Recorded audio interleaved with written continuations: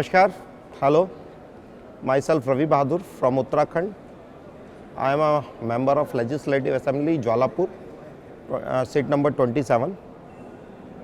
मैं रवि बहादुर उत्तराखंड से, हरिद्वार ज़िले से, और मेरी सीट है ज्वालापुर। मेरी उम्र 38 साल है। 38 साल की उम्र में मैं विधायक बना, अभी मेरी 39 साल है और मैं हरिद्वार ज़िले से आता हूँ। मेरी वाइफ है, 2 बेटे हैं और मेरा बैकग्राउंड इंजीनियरिंग है। मैंने इलेक्ट्रॉनिक्स एंड कम्युनिकेशन से बीटेक किया है। पहले जॉब किया है, वेदांता ग्रुप में मैं सीनियर इंजीनियर रहा हूँ। उसके बाद जाके सोशल वर्क में आया और सोशल वर्क में आते आते आज मैं आपके सामने हूँ, विधायक बन गया हूँ।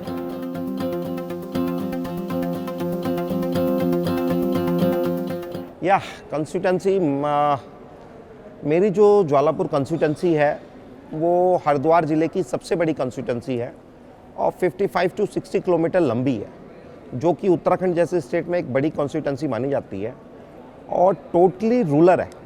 पूरा ग्रामीण क्षेत्र है, एक कस्बा, एक जो नगर पंचायत जिसे बोलते हैं वो भी नहीं है, टाउन भी नहीं है। और वहाँ पे बहुत सारे चैलेंजेस हैं, बहुत अलग अलग जोग्राफिकल कंडीशन के हिसाब से बड़ी टफ विधानसभा है। घाट क्षेत्र है जिसको बरसाती नदियाँ बोलते हैं।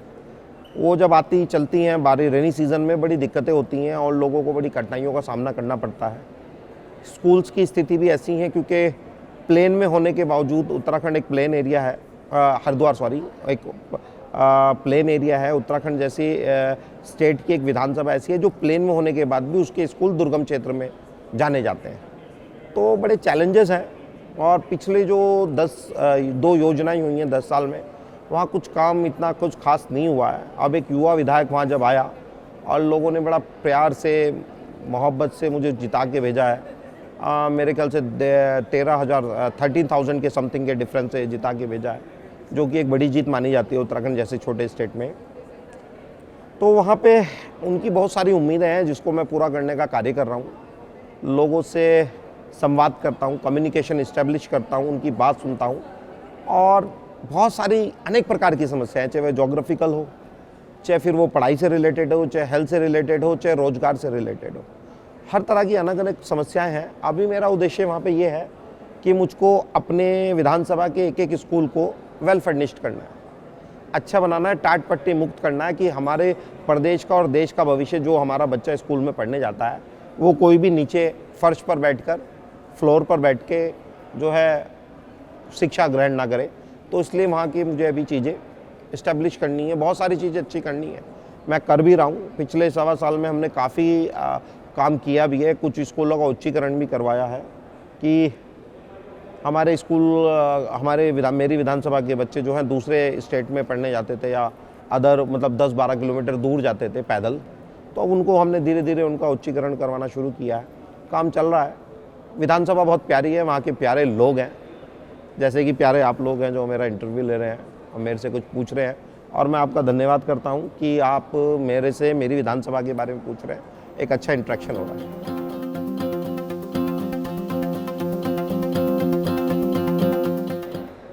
ये आपने वाकई में बहुत अच्छी बात पूछी है। ये एक बहुत ज़रूरी चीज़ थी और ऐसे कार्यक्रम होने चाहिए। देखिए, जो हमारा देश है ये एक बहुत ही प्यारा और विचित्र देश बोला जाता है। वो क्यों बोला जाता है? क्योंकि यहाँ पे हर 10 किलोमीटर 20 किलोमीटर पर अलग अलग तरह के कस्टम्स हैं, अलग रिलीजन्स हैं और हर 10-15 किलोमीटर पर यहाँ पर पानी का स्वाद बदलता है। तो उस हिसाब से अनेक कस्टम्स और रिलीजन होने के बाद भी हम एक हैं। आज हम जब विदेश में कहीं जाते हैं और हमको पता चलता है हम इंडियन है, तो हम एक दूसरे का हाथ पकड़ के चलते हैं कि ये मेरा भाई है, ये मेरी बहन है, ये मेरा अंकल है, ये आंटी है। तो ये एक बहुत ही प्यारी कार्यक्रम हुआ हम सबको जोड़ने का कि हर पूरे प्रदेश का जो अलग अलग कस्टम से, अलग अलग रिलीजन से लोग निकल कर आ रहे हैं, वो एक साथ एक मंच पर बैठ रहे हैं, एक दूसरे से कम्युनिकेशन कर रहे हैं। और जहाँ तक मैं समझ रहा हूँ, यहाँ पे अभी तक किसी ने ये भी नहीं बोला मैं बीजेपी से हूँ, मैं कांग्रेस से हूँ, मैं इस पार्टी से हूँ, उस पार्टी से हूँ। ये सबसे अच्छी चीज़ इस कार्यक्रम की ये है कि हम सब ने ये बोला है कि हम सोशल वर्कर हैं और हम समाज सेवी हैं, हम समाज की सेवा करने के लिए हुए हैं और एक दूसरे की प्रॉब्लम सुन रहे हैं, बात सुन रहे हैं और एक दूसरे से संवाद कर रहे हैं।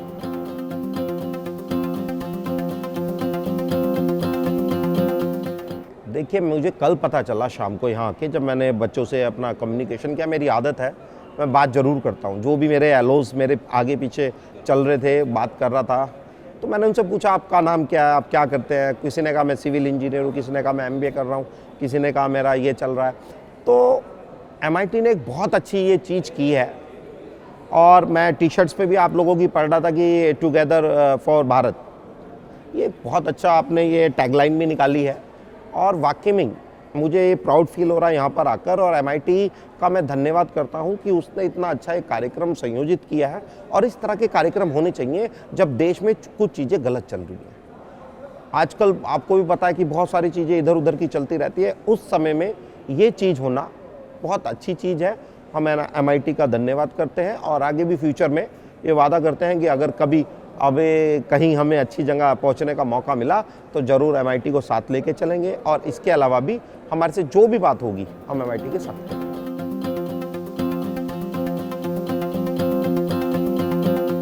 Actually every day comes with new challenge. एक MLA का जीवन, एक राजनीतिक जो जीवन होता है, जनप्रतिनिधि का जीवन होता है, वो एक कांटों की सेज पे होता है। हम कांटों के ऊपर बैठे हुए होते हैं।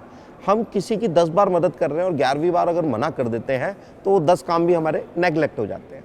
तो अगर आप ये कहेंगे कि मैं एक 3 लाइन में, 4 लाइन में, 5 लाइन में, या 100 वर्ड्स में, या 200 वर्ड्स में इसको डिफाइन कर दूं, वो पॉसिबल नहीं, क्योंकि यहाँ पे काम की कोई लिमिट ही नहीं है, अनलिमिटेड काम है। और ये जो आप ये बात सुनते हैं ना लोगों के मुंह से कि वो बोलते हैं जनप्रतिनिधि फेल हो गया, हमारे बीच में नहीं आ रहा, it is not possible for any representative, public representative, कि वो हर लोगों को खुश कर सके, हर लोगों से कम्युनिकेशन इस्टेब्लिश कर सके।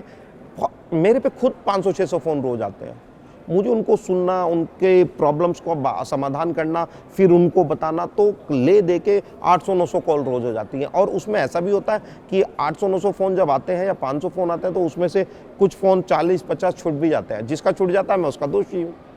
तो चैलेंजेस आप सब, मतलब हमारी कोई डेफिनेशन नहीं है काम करने की, हमें हर चीज़ को करना पड़ता है। कभी कभार ऐसा होता है कि कोई गेस्ट बाहर से आ रहा है, सपोज करो आप ही आ रहे हो, आप हमारे से मिलो, आपको ही मंदिर दर्शन करवाना पड़ गया, या आपका कोई पर्स चोरी हो गया, या आपका कोई सामान चोरी हो गया, वहाँ मदद करनी पड़ गई। कोई गरीब है, उसकी बेटी की शादी है, वहाँ पहुँचना पड़ गया, उनका फर्नीचर नहीं उठ पा रहा है, वहाँ पैसे देने पड़ गए। बहुत सारी चीज़ें, different type of challenges we are facing in this.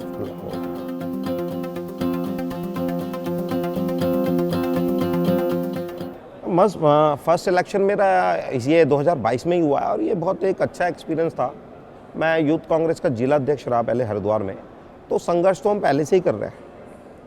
संघर्ष करने के साथ साथ एक एक चीज़ें हमने, चेयर बिछाने से लेके झंडे लगाने तक, लोगों से मिलना, उनको रुकवाना, रैली में लोगों को इकट्ठा करना, ले जाना भर के, फिर उनको वापस छोड़ना, उनकी जो है एक खाने की व्यवस्था करनी कि कोई भूखा नहीं आए और ना ही जाए। तो सेम चीज़ आज MIT कर रही है हमारे लिए।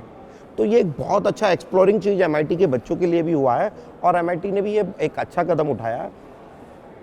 जैसे आपने मेरे से पूछा, मुझे इतना पता है कि जब टिकट आप मांगते हैं, लोगों के बीच में जाते हैं, उन पे अपना फेथ जमाना, उनको बोलना कि मैं आपकी सेवा करने के लिए आ रहा हूँ, फिर उनकी अनेक प्रकार की प्रॉब्लम होती है, फिर उनको विश्वास दिलाना कि अभी मैं जनप्रतिनिधि नहीं हूँ, तो बहुत एक चैलेंजिंग ही चीज़ें चलती हैं। अब जीतने के बाद एक नया पार्ट है लाइफ का। पहला पार्ट तो ये होता है कि आपको चुनाव लड़ना है, जीतना है। सेकंड पार्ट ये होता है कि उन विश्वास पे, उन उम्मीदों पे खरा उतरना है। तो अब वो करने का कार्य कर रहा है। तो चैलेंजेस तो full, life is full of challenges.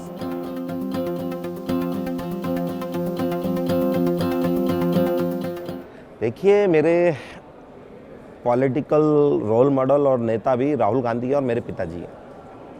Rahul Gandhi को देख के मैं जब कॉलेज में था, जब मैं NSUI का इलेक्शन लड़ा था, क्योंकि वो जब आए थे हमारे बीच में, तो एक बहुत ही साफ़ सुथरा चेहरा, एक युवा हम लोगों के बीच में आया था, और उसको देख के मेरे जैसे पता नहीं लाखों लड़के होंगे जो राजनीति में आए। प्लस मेरे पिताजी एक बहुत ही हार्ड वर्कर हैं और बहुत ही सिंपल आदमी हैं। उनको मैं 20-25 साल से लोगों की सेवा करते हुए देख रहा था। वो हर बार इलेक्शन में आते थे कि टिकट मिले और मैं लोगों की सेवा कर सकूं, और वो नहीं बन पाए। तो उनको देखते देखते ही मैं राजनीति, अपना जॉब छोड़कर राजनीति में आया, और टिकट भी लिया कांग्रेस पार्टी से, और जीता भी, और आज लोगों के बीच में भी। अब सबसे अच्छी चीज़ ये होती है, जब मैं अपने पिताजी को देखता हूँ तो उनकी आंखों में खुशी मिलती है एक विश्वास मिलता है कि मेरे बेटे ने मेरा नाम रोशन किया। ऐसे ही राहुल गांधी जी की तरफ अगर देखा जाए, उनसे इम्प्रेस हुए कि एक देश का ऐसा युवा जिसके सामने उसकी दादी को मार दिया गया, उसके पिताजी को मार दिया गया, जो 5 साल 10 साल तक नज़र बंद रहा, घर में ही उसकी पढ़ाई हुई है, उनकी ग्रोथ, फिजिकल जो हेल्थ होती है, एक जो मेंटल वो होता है, जो विकसित होता है जब बच्चा अपना युवा अवस्था में होता है, नहीं हो पाया। उसके बाद भी उन्होंने अपने आप को इतना एक्सप्लोर किया, बाहर भी गए, देश में भी आए, देश की परिस्थितियाँ भी समझी, उनके हाथ में सब कुछ था, फिर भी उन्होंने कोई पावर का ज़्यादा उस तरीके से यूज़ नहीं किया, ना पीएम बने। और आज भी वो सोना जो है आग में तप रहा है कुंदन बनने के लिए। आज भी एक 20, 21, 22 साल का लड़का, इलिटरेट लड़का, व्हाट्सएप यूनिवर्सिटी के ज्ञान पाकर उनको कुछ भी कह देता है और वो फिर भी खुशी से सुनते हैं। तो इससे अच्छा रोल मॉडल इस देश के लिए कुछ नहीं हो सकता। और ये हमारे देश की संस्कृति है कि हमारा कोई बड़ा मिलता है तो हम उसको देख के कुर्सी छोड़ देते हैं। अभी भी कोई बड़ा आएगा तो एक बार को मैं भी उठने की कोशिश करूंगा कि प्लीज़ आप आ जाइए। ये हमारे देश की संस्कृति है, हमारे देश के संस्कार हैं कि हम सबकी आदर सम्मान करते हैं, जैसे राहुल गांधी जी कर रहे हैं। तो वो मेरे रोल मॉडल और मेरे पिताजी हैं कि हार्ड वर्क उन्होंने ही सिखाया है। और आज भी जीतने के बाद भी, जैसे लोग बोलते थे ना मेरी विधानसभा में कि जी जीतने के बाद कोई नहीं आता, तो मैं वापस मुड़ के उनके पास जाता था उस बिजी शेड्यूल में भी, और ये बोलता था कि वादा कर रहा हूँ चाहे जीतूँ चाहे हारूँ पर आपसे मिलने ज़रूर आऊँगा। तो वो चीज़ सेम राहुल गांधी कर रहे हैं, वही चीज़ सेम मेरे पिताजी ने की है। और वो करने का कारण ये राहुल गांधी जी और पिताजी ही है कि उनकी, अगर अब हम जीतने के बाद भी अगर अपने लोगों से नहीं मिलेंगे तो बुराई कहीं ना कहीं हम अपनों की उम्मीदें तोड़ेंगे।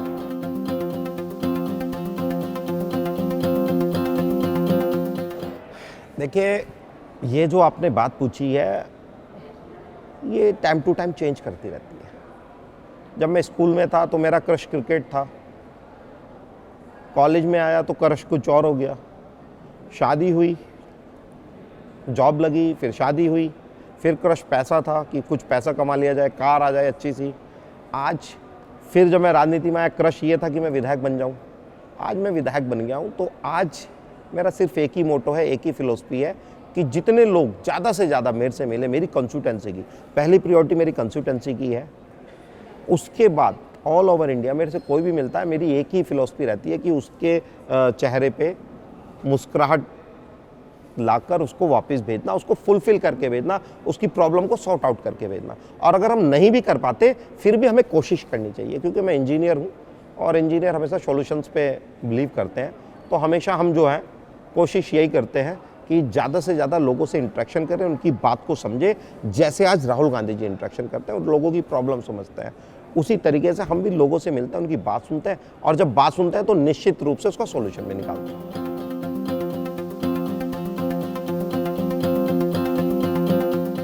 देखिए, इंडिया एक डेमोक्रेटिक कंट्री है, पर आजकल चीज़ें अब जो है बदल रही है। छोटे छोटे चुनाव में जो पावर्स कभी राजीव गांधी जी ने लोगों के हाथ में दी थी कि वाई एवरी काम के लिए, मतलब हर काम के लिए एमएलए एमपी ही क्यों, प्रधान क्यों नहीं, जिला पंचायत क्यों नहीं, आज वो चीज़ें बदल रही हैं। आज पावर का यूज़ किया जाता है, चुनी चुनाई सरकार घेर दी जाती है। तो मेरा मानना ये है कि जो बाबा साहब ने संविधान लिखा है उसको फॉलो करें, तो ये हमेशा वर्ल्ड की सबसे बेस्ट डेमोक्रेटिक कंट्री है और रहेगी। और उसमें आपका, मेरा, सबका योगदान जरूरी है। हम सबको अपनी जिम्मेदारी समझनी चाहिए और छोटे लालच पे कभी भी नहीं आना चाहिए।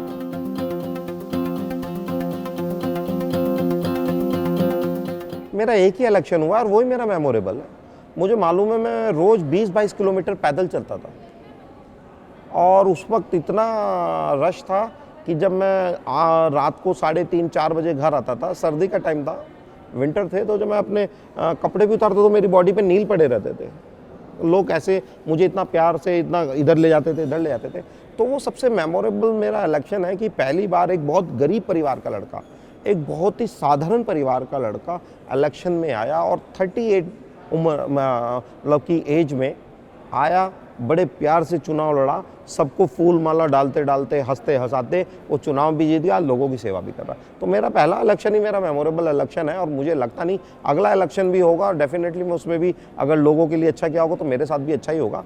बट पहला इलेक्शन पहला ही होता है और उसमें बड़े बहुत सारी चीज़ें, एक वाक्य भी है कि पहले मेरा टिकट कट चुका था, पहले मेरा नाम नहीं आया था, मेरी जगह मेरी कंस्टिट्यूंसी में किसी और का नाम आ गया था। तो वो बड़ा पेनफुल पीरियड था मेरे लिए 2 दिन का। उस वक्त ना नींद आ रही थी ना कुछ हो रहा था। मैं सुबह के 5-5 बजे तक बस बैठा हुआ लैपटॉप में बैठा रहता था, सोचता रहता था क्या करना है। उसके 2 दिन बाद मेरा फिर उनका टिकट कटा, मेरा हुआ। तो इससे ज़्यादा मेमोरेबल चीज़ क्या हो सकती है।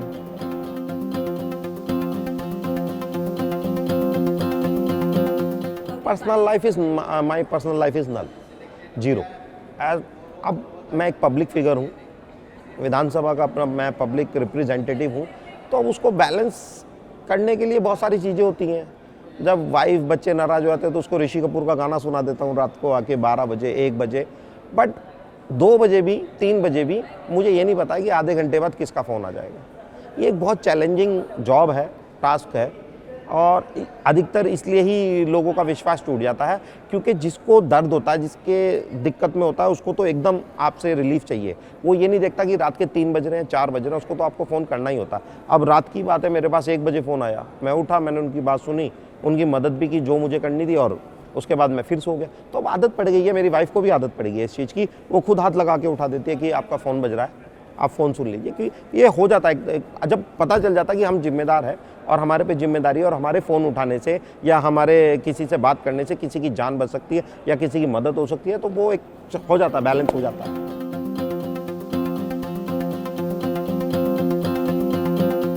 My biggest strength is my wife. और मैं खुद अपना जो है खुद हूँ कि पहले बड़ा मतलब बहुत ऐसी परिवार से निकल के आकर पढ़ाई करना, एक कोएड स्कूल में जाना, वहाँ पढ़ना, उसके बाद खुद बच्चों के साथ रह के एक एटमॉस्फेयर में बात कर उनके साथ बात करके पता चला कि इंजीनियरिंग करने के लिए PCM लेनी पड़ती है। घर वालों ने बस ये बोल दिया कि आपको इंजीनियर बनना कैसे है ये नहीं पता। तो खुद बच्चों के साथ वो जो स्कूल का अच्छा माहौल था, सब हर तरह के वहाँ पे दोस्त थे, फ्रेंड्स थे, वो बात करते थे PCM लेनी है, हमने भी PCM ले ली। फिर आया AIEEE का फॉर्म भरना है एंट्रेंस के लिए, एग्ज़ाम के लिए, वो भर दिया। उसके बाद एडमिशन अपने आप फॉर्म भर के ले लिया, है ना। उसके बाद पता चला यार जॉब करना है, जॉब के इंटरव्यू दिए, फिर जॉब कर ली। जॉब के साथ साथ फिर पिताजी का बैकग्राउंड था पॉलिटिकल, तो वहाँ से फिर सीधा अपना राजनीति में आ गए। तो स्ट्रेंथ पिताजी भी हैं, वाइफ भी है, पर आज की डेट मुझे वाइफ का सबसे ज़्यादा सपोर्ट है, क्योंकि मैं एक सॉक्स भी अपने आप नहीं ढूंढ सकता, क्योंकि सुबह से ही मेरे फ़ोन शुरू हो जाते हैं और दुनिया भर के लॉट्स ऑफ काम होते हैं।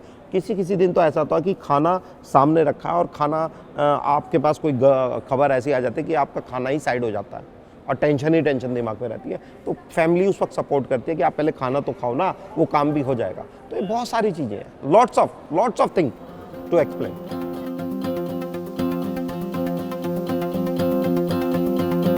देखिए, यूथ के लिए मेरे लिए एडवाइस यही है कि राजनीति एक बहुत अच्छी एक आपका प्लेटफॉर्म है, उसमें आइए, इससे बचिए मत। कारण आप राजनीति का पार्ट ऐसे भी बनता है, अगर आप राजनीति नहीं कर रहे, जॉब में जा रहे हैं, फिर भी राजनेता ही आपके लिए पॉलिसी बनाते हैं। अगर अच्छे पढ़े लिखे लड़के या लड़कियां, यूथ हमारा विधानसभा में या अपना लोकसभा में बैठेगा, तो जाहिर सी बात है वो कुछ अच्छी चीज़ें जो है इस देश के लिए, यूथ के लिए, बच्चों के लिए करेगा। जैसे फॉर एग्जांपल मैं अपनी विधानसभा के लिए एजुकेशन पे ज़्यादा जोर दे रहा हूँ। तो जब पढ़ा लिखा आदमी आता है तो फिर वो उसी तरीके से अपने काम को ध्यान देता है। तो इससे बचने की जरूरत नहीं है, क्योंकि जब मैं राजनीति में आया था तो उस वक्त यही बोलते थे यार नेता चोर होते हैं। ऐसा नहीं है, हर नेता चोर नहीं है और मोस्टली नेता नहीं है, कोई चोर नहीं होता। ये सब बेवजह की बातें होती हैं। और यूथ जब आएगा और पढ़ा लिखा यूथ आएगा और डेवलप जो घर से संपन्न होगा वो आएगा, तो वो अपने हिसाब से ये जो है इस देश को चलाने का काम करेगा। इससे बचने की कोई ज़रूरत नहीं है। ये बहुत एक अच्छा प्लेटफॉर्म है, बस थोड़ा चैलेंजिंग वाला है। और ये जो है ऊपर वाला आपको अपने आप ताकत देता है। जब आप किसी कार्य पे निकल जाते हो, अब सपोज करो आज मैं मुंबई में हूँ और मुझे कुछ उत्तराखंड का कुछ खाना है और मैंने अगर मन में ठान लिया तो मैं कहीं ना कहीं से वो अवेलेबल करके ही रहूँगा। अब किसने सोचा था कि एक गरीब परिवार का लड़का जो है विधायक बनेगा? बना ना, उसने सोचा, अपने पिताजी को देखा, उनका भी एक सपना था कि यार हम भी बन सकते हैं, हम भी कर सकते हैं। आज ये इंडिया है, यहाँ पे 200 जो 400 रुपये की मजदूरी करने वाला एक मजदूर होता है ना, वो भी ये सोचता है कि मेरा बच्चा पढ़ लिख कर DM बने। वो कैसे पॉसिबल होगा? वो जब भी पॉसिबल होगा जब इस देश का यूथ राजनीति में आएगा।